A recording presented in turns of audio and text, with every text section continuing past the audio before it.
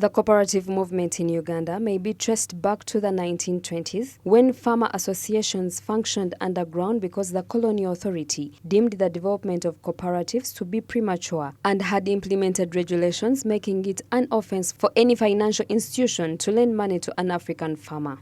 The cooperative ordinance to authorize their operations was not passed until 1946.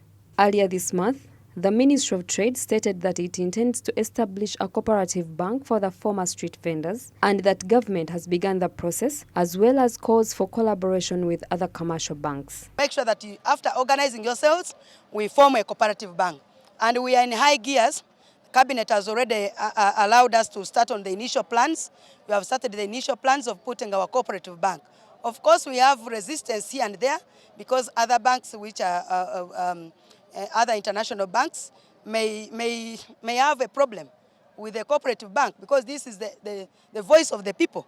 If we brought all the cooperatives in one bank and we have the capacity, we shall liquidate other banks and they will end up not in business. So we are trying to negotiate with them on how to work together because what we know, the cooperative bank must be in place. Start a bank that will be sustainable because we are avoiding future mistakes like it was assumed if it was there.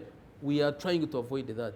So once we get this feedback from the Bank of Uganda, Central Bank, we get feedback from the team that did the benchmarking in report form, we shall sit as cooperators. I tell you, cooperators have resources, they have money.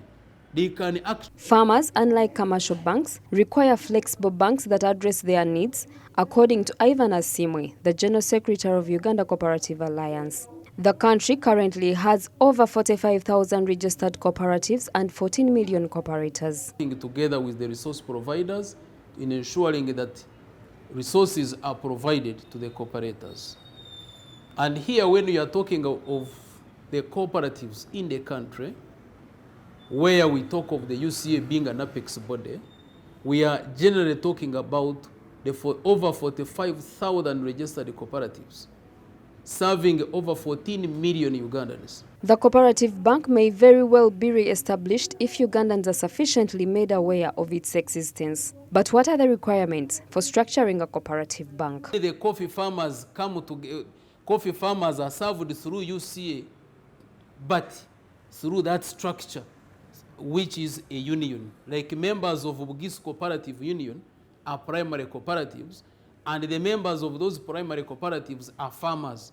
So when you bring the farmers in Bugis region, they come together in a certain area, they form primary cooperatives, then you bring the primary cooperatives together, you form a union, which is Bugis Cooperative Union. Uganda's third national development plan, whose goal is to increase average household incomes and improve the quality of life of the citizens of Uganda, recognizes cooperatives as central in mobilizing and organizing farm-level production, value addition, marketing, savings and financial intermediation at the local level. More than 20 years after the closure of the cooperative bank, the members of the Uganda Cooperative Alliance have resurrected the dream by tasking the government to invest in cooperative education. We need to invest a lot in cooperative education.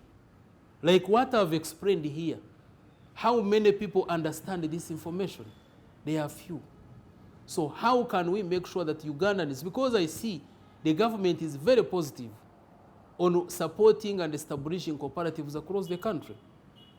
I'm so grateful with the government and His Excellency in particular. He's supporting the parish development model using the circle methodology. There is the Emyoga circles which are being supported. These are circles and other initiatives that are targeting cooperatives. But the challenge is in this country, do we have enough human resource? That is a challenge. Established in 1961, Uganda Cooperative Alliance Limited is the apex body of all registered cooperative societies in Uganda, covering different sectors of the economy. If the government decides to invest in these sectors' education, it will improve the common person's access to finance, particularly when it comes to loans. Naomi Mtumba, Smart 24 TV, Business Today.